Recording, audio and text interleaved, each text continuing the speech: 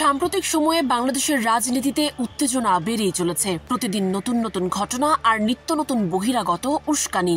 এর সঙ্গে জুলাই গণঅভ্যুত্থানে ক্ষমতাচ্যুত সাবেক প্রধানমন্ত্রী শেখ হাসিনার প্রসঙ্গ তো আছেই।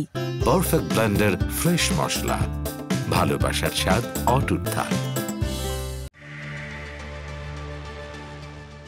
রাজধানীর দিলকুশায় অবস্থিত অগ্রণী ব্যাংকের প্রধান শাখা। এই শাখায় থাকা দুটি ভল্ট ভেঙে বিপুল পরিমাণ স্বর্ণালংকার উদ্ধারের দাবি করেছে জাতীয় রাজস্ব বোর্ড বা এনবিআর এর কেন্দ্রীয় গোয়েন্দা সেল সিআইসি।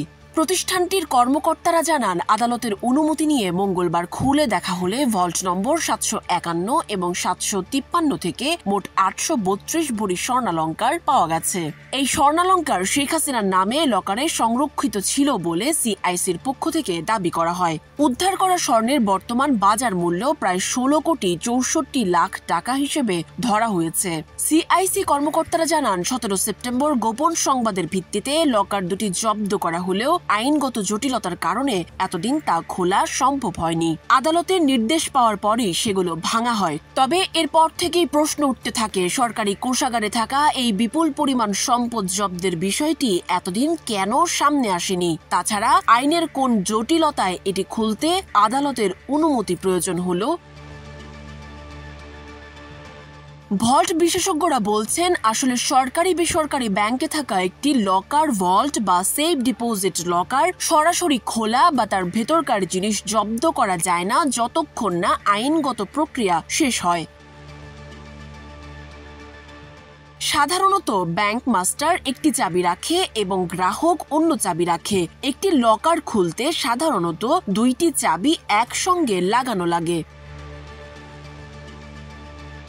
তাছাড়া অনেক ব্যাংকের নিয়ম, যেমন বিদেশের সেফ ডিপোজিট লকার শর্তাবলী বলছে, যদি লকার জব্দ, উদ্ধার, খোলার প্রয়োজন হয় তাহলে সেটা আদালত বা উপযুক্ত আইনগত প্রক্রিয়া দ্বারা হতে হবে এবং কখনোই স্বনির্ধারিতভাবে ব্যাংক বা সংস্থা একা লকার খুলতে পারবে না।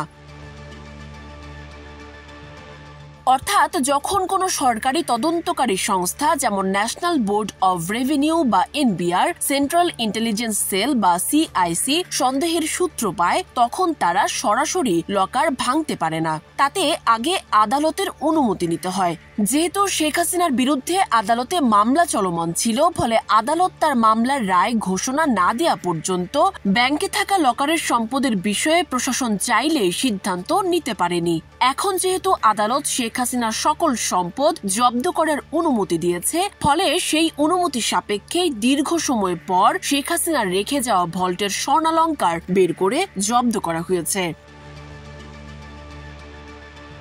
সানজিদা আফরিন, সোনিয়া, নাগরিক, প্রতিদিন।